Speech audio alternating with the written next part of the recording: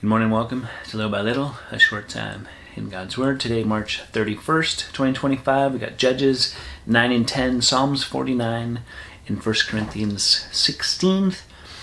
We're going to turn to 1 Corinthians as we close out the month of March and the book of 1 Corinthians. Paul writes, Now concerning the collection for the saints, as I directed the churches of Galatia, so you are also to do. On the first day of every week, each of you is to put something aside and store it up as he may prosper, so that there will be no collecting when I come. When I arrive, I will send those whom you accredit by letter to carry your gift to Jerusalem.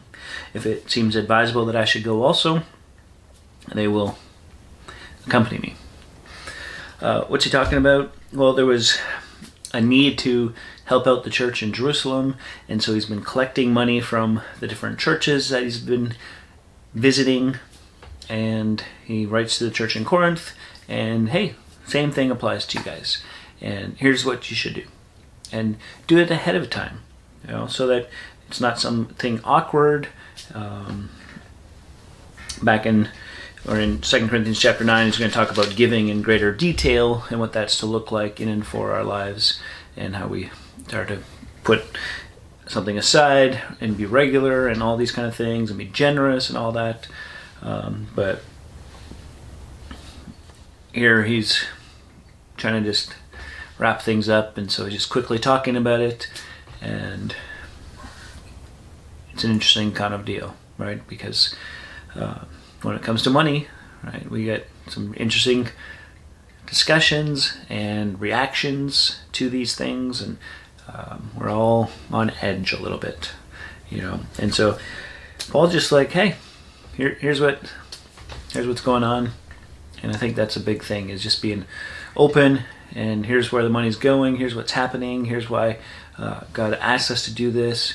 It releases something in us when we are generous, when we don't hold on tightly, right? And so I think Paul understood that as well as anyone. Well, he talks about his plans, and then his final remarks there at the end, here in verse 13. Be watchful, stand firm in the faith, act like men, be strong.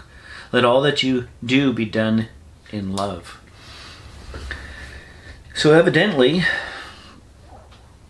it's an encouragement, and you think, to act like men. Well, are women supposed to act like men? No, it's very possible it's a generalization, but at the very least, if we just take it like this, without going into the original language, I don't know if that means men or if it means people. It's translated men, so we'll go with men right now, and there's a certain way that men are to act. And the more that men act in God-honoring ways, in God-leading ways, the better our families become, our churches become, and I'm excited to see that happening in our church as we continue to meet regularly, men diving into God's Word together, challenging one another, and being exhorted and challenged to grow in our understanding of God's Word, and believing and trusting in who God is and what He's done for us, and then living that out. And so it's a good time, and God's at work, and the men are rising up, and man, it's going to be so good to watch and see. And so Paul is encouraging the church in that all that we do be done in love, right? That we don't make it about ourselves. We do it as loving others as we love God. Until next time, keep growing little by little.